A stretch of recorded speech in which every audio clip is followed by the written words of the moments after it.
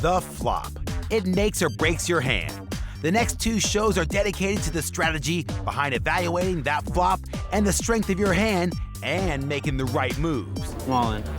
You see, there's more to poker than aces and races. There's concentration behind those poker faces. Yeah, enough of the poetry. Roll the VT!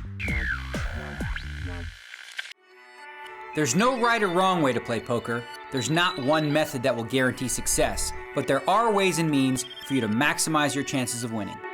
There are good habits and bad habits. There are situations to avoid and situations to seek. And there are those who have the knowledge to exploit them. We're going to teach you how to master the game, from the basics to the advanced.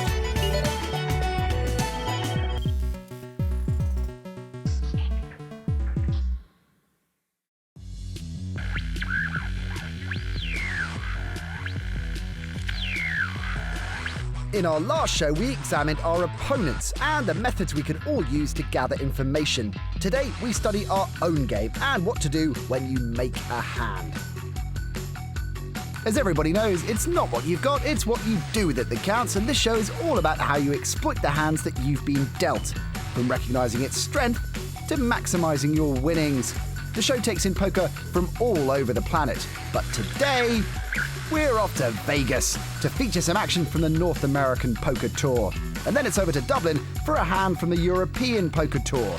Our tutorials will help you evaluate the flop and coach you on how to play the nuts. Through pearls of wisdom from Luca Pagano, the man with the most European Poker Tour cashes, Bertrand Grospellier, aka Elky, one of the hottest poker talents around, and Alex Kravchenko, winner of over $3.5 million in live tournaments.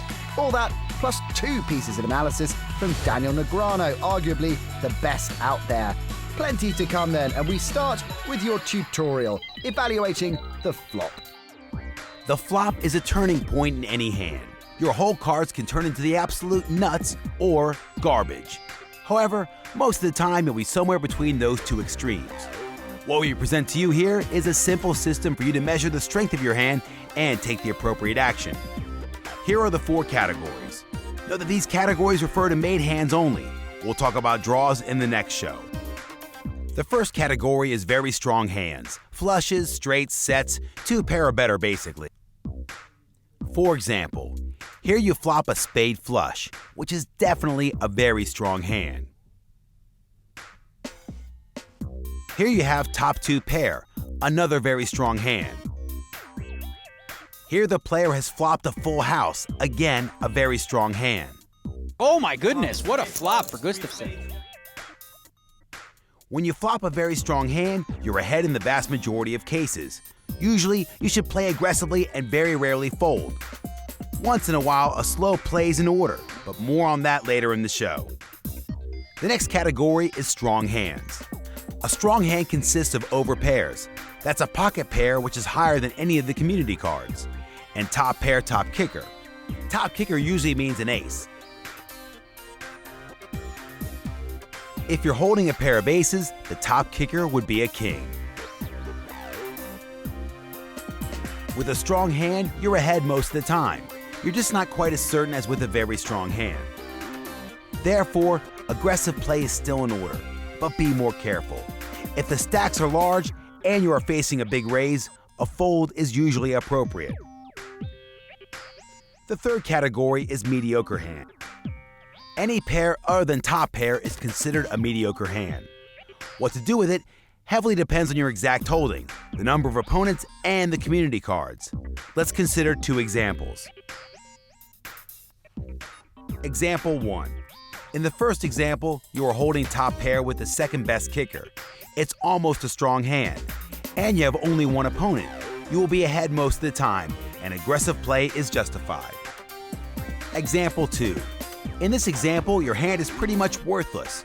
You're up against 2 opponents, and you are holding an underpair to the board. An ace has flopped, which makes it even more likely that someone is paired up.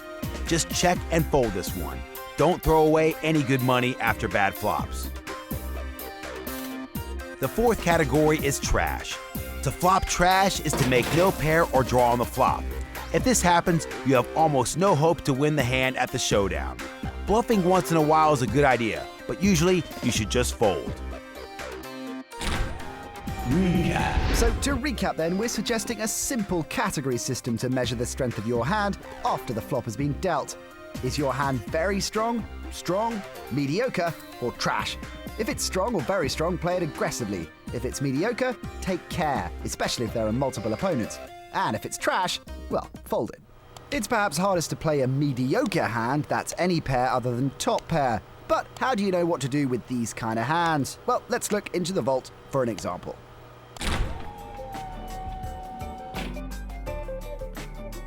In this hand from Dublin in EPT Season 2, we can see that the Swede Henrik Olander has made a pre-flop raise with Ace-Jack, and the young English player David Pomeroy has decided to disguise his pair of kings by just making the call. The flop comes 5, Queen, Ace, and Pomeroy checks. Olander has made top pair and makes a bet of 40,000 chips, leaving Pomeroy with a tough decision. He has a strong pair, but not the top pair on the board. If he chooses to call, he is likely to lose a lot of chips. Instead, he weighs up the evidence. Olander raised before the flop and has shown strength by betting after the flop. This correctly leads Pomeroy to believe he is behind to a pair of aces, and he makes a good fold.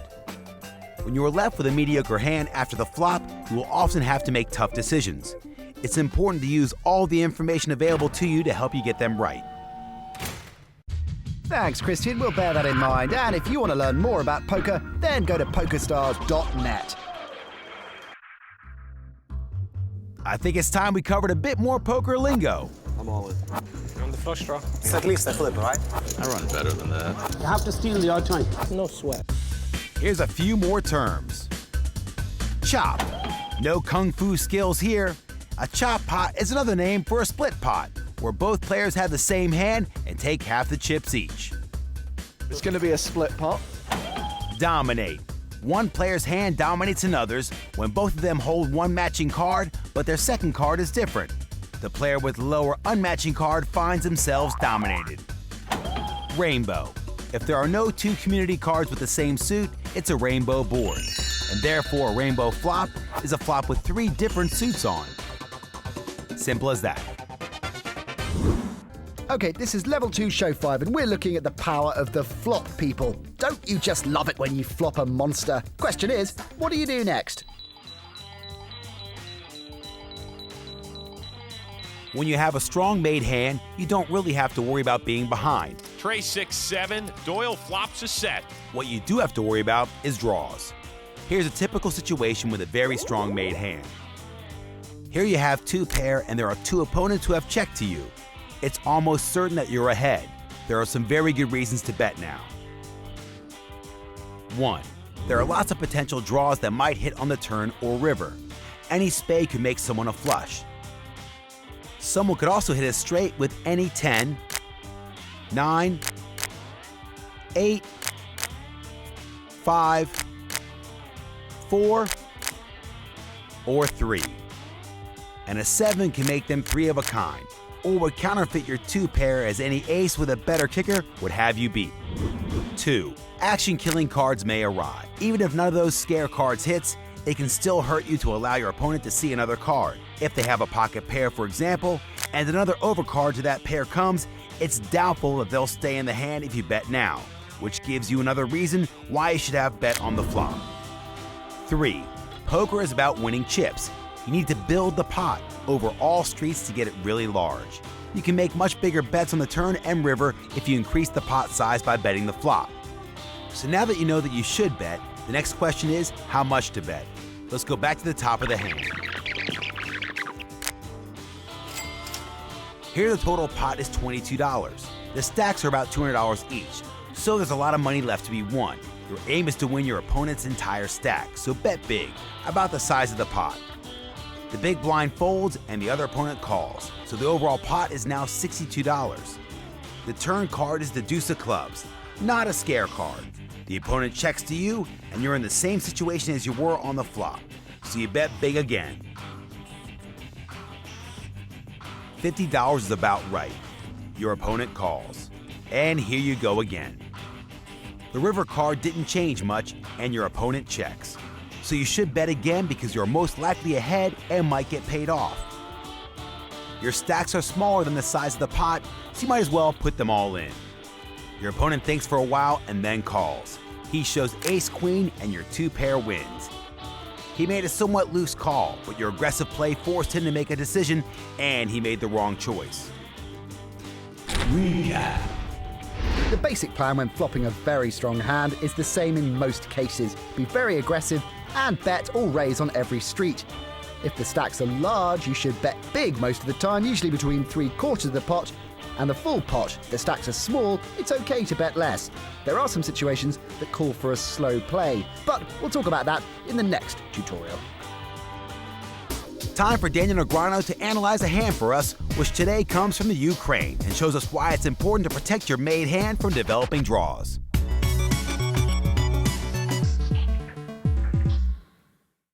Now, we spend a lot of time talking about hands that are difficult to play because you don't have the nuts.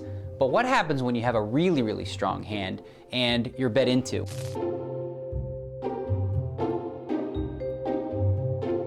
In this hand from the EPT Kiev, we're going to see a really interesting spot where we've got the nuts versus a set, but on the way there were some interesting things that happened on the flop. Let's just take a look. So with 2 sevens here, Dovzhenko going to raise. It's pretty standard. Now for Tent, who's got King Jack of diamonds in the blind, he's got a few more chips and he wants to see a flop. Wow, so here's an interesting flop. As you see, Dovzhenko's flopped a set of sevens, and Tent, he just has a gut shot. You know, he needs a 10. He's got no backdoor diamond draw, so he really doesn't have a lot. But as you see, he's going to get a little tricky here. All right, now, when a player leads out in this spot, it's because they don't think their opponent has an ace maybe, or they're trying to represent one. Like he called out of the small blind, he could easily have something like ace-queen or something along those lines. Now, if I'm Dovzhenko, I'm thinking, okay, this guy's either got a draw or he's got, you know, a big ace or something like that, and I can get it in with the 3-7. So I want to raise in the flop.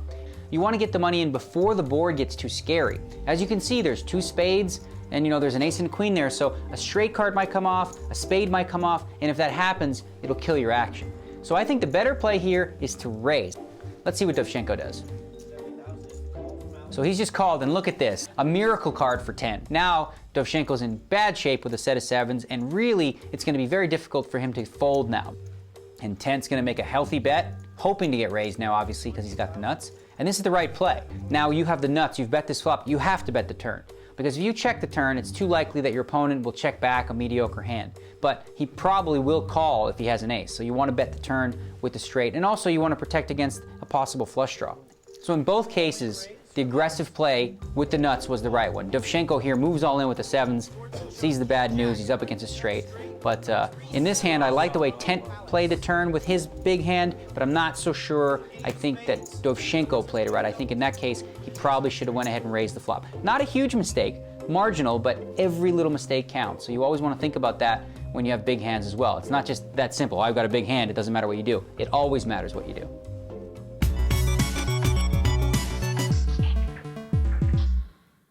Never nice when you think you're about to scoop a big pot and then it all goes horribly wrong. It's all part of the game though, and bad beats do happen. But what do you do if you're on the receiving end of said bad beat?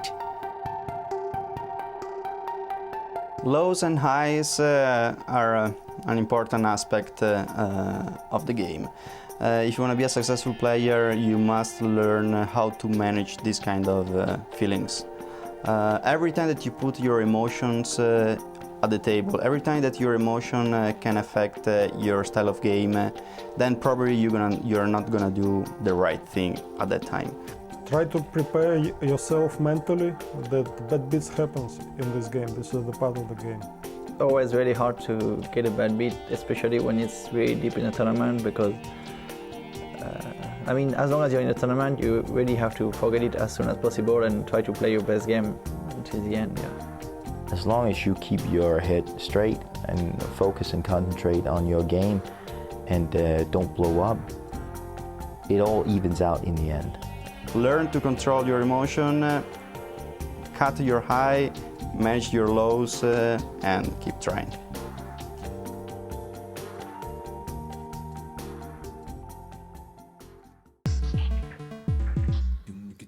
Time for a break now, but before we go, a question. Later on in the show, we'll be looking at the art of slow playing, and one of the most commonly slow played hands is a pair of aces.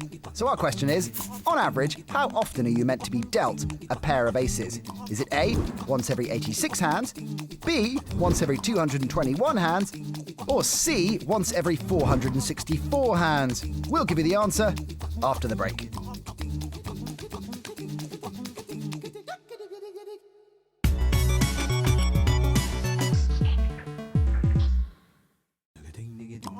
Welcome back to Everything Poker. Before the break, we asked you how often, statistically speaking, are you dealt a pair of aces? And the answer is B, every 221 hands. Having aces means having the nuts pre-flop, but what happens if you've got the nuts after the flop? Let's find out in the last of today's tutorials.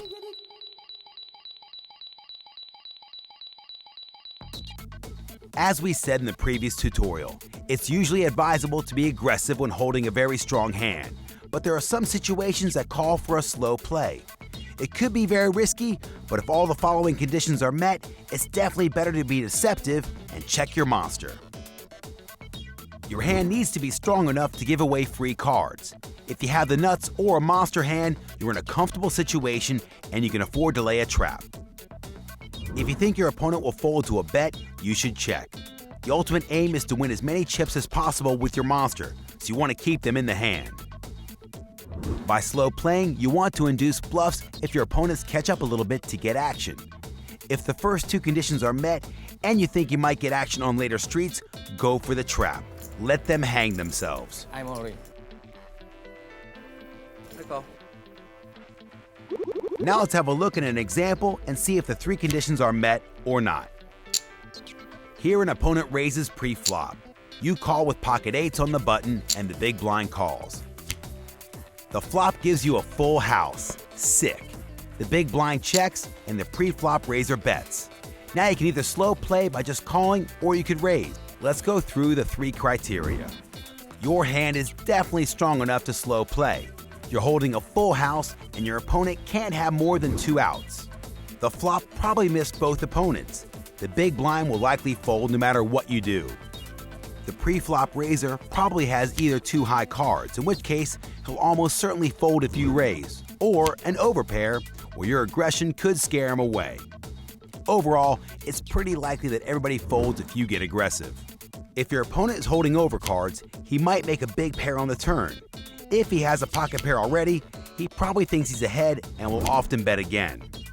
All 3 criteria are met, so it's definitely a good idea to slow play in this situation. Just call the flop bet and wait for your opponent to give you his chips. Let's take a look at another example. You raise pre-flop with your aces and got 3 callers. The flop is 8 of spades, 9 of spades, king of clubs. Let's go through the criteria again. Your hand is not strong enough to slow play. You have top pair, but your opponents could easily make a flush, straight, or 2 pair to beat you. It's unlikely that your opponent will fold to a bet. Someone might have either top pair or a decent draw to call with. If someone improves his hand to beat you, you'll probably get a ton of action, but that's definitely not what you want. Bottom line, bet the flop. Recap. So now you should know when and when not to slow play a hand. Always go through the 3 criteria in your mind before you try a slow play. Is your hand strong enough to give away free cards? Will your opponents fold if you bet? And do you have a decent chance to get action if you slow play? If the answer is yes, go ahead and slow play. If it's a no, or if you're in doubt, just make the straightforward play and bet. So we are now well into level 2, and you should be feeling more confident with your game. One man who saw his potential online and strived to achieve greatness is Randy Nananoku Liu. After making a slow start online, Randy started to see his game improve and was soon playing 24 tables at a time. After 4 million hands at 6-handed medium stakes tables, Randy had amassed more than $2 million in online winnings and over $500,000 more in bonuses from PokerStars for achieving Supernova Elite status, the ultimate accolade in the online world. He is renowned for being very hardworking and extremely consistent, with his results graph looking almost impossibly perfect. So make sure you watch out for the name Nenonoko and the face of Randy Lou. Off to Vegas now, where Daniel Negreanu is going to analyze a great hand from the NAPT, where one of the world's best players sets a perfect trap for his opponents, simply by slow playing his made hand. I love this one.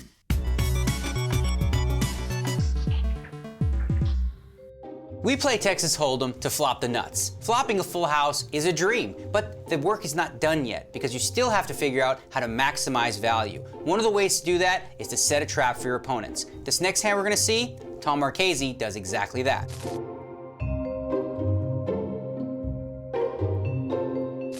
Okay, so here, Tom Marchese has pocket tens, a really strong hand, and he's facing a raise of 135,000. He elects to call here, which I like a lot of the time, where some players might re-raise and try to get it on before the flop. Tom is gonna use position and maybe try to set a trap if he's lucky enough to flop a 10. So he goes ahead and makes the call, which will bring Sam Stein in the big blind to also call with 10-8 of diamonds. So a really good situation with pocket tens against 10-8 and 6-5.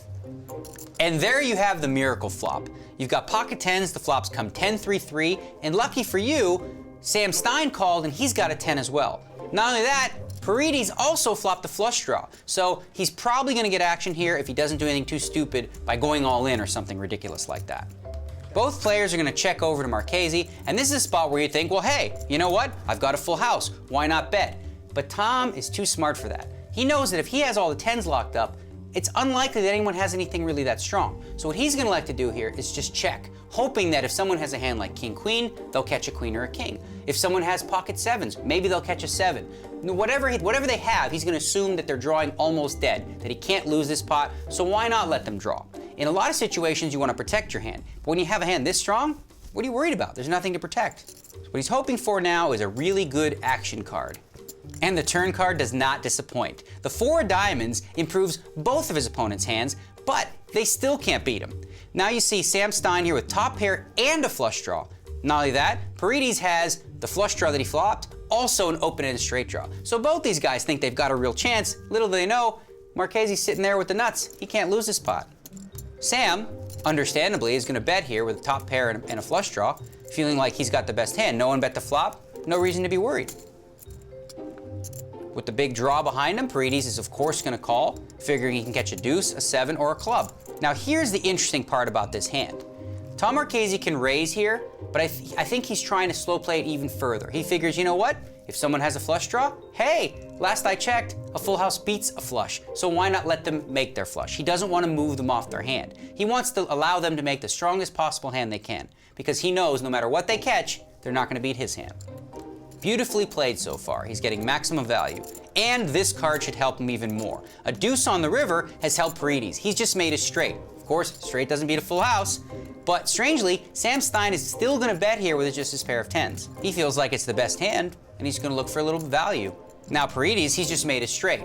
No reason to think it's not good. He's gonna go ahead and make a raise. He's put in a little over $1 million, so just like that, Tom has gotten maximum action. A bet in front of him on the river, and a raise on the river as well, aside from the fact that he got a bet and a call on the turn, all this extra value just because he played it very slow on the flop. Of course, now he's gonna move it all in. All in. All in. So sick, yeah, 4s. That's so sick. Yeah, whatever it is. And Paredes makes a good fold knowing, I know what's up. He was setting a trap. Having said that though, the trap worked perfectly because he still got the chips in on the river. So the real lesson here is when you flop something really, really big, don't be in a rush to get the chips in. Play it like Tom Marchese once in a while and wait for the river, and you might get even more chips doing it that way.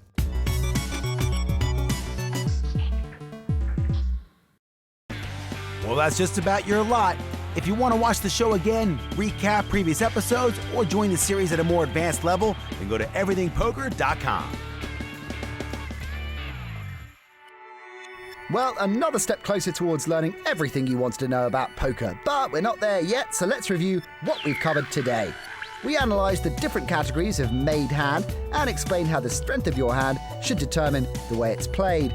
We looked at how you can trap your opponents in order to maximise your winnings, but we also looked at how, if you're not careful, you can end up trapping yourself.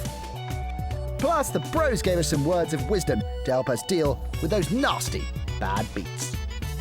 To perfect all you have learned in the show today, go to PokerStars.net.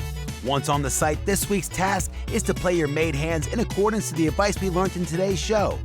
If your hand is strong enough, try trapping your opponent. If the board is dangerous, make sure you bet to protect your hand. This should help you steer clear of the bad beats.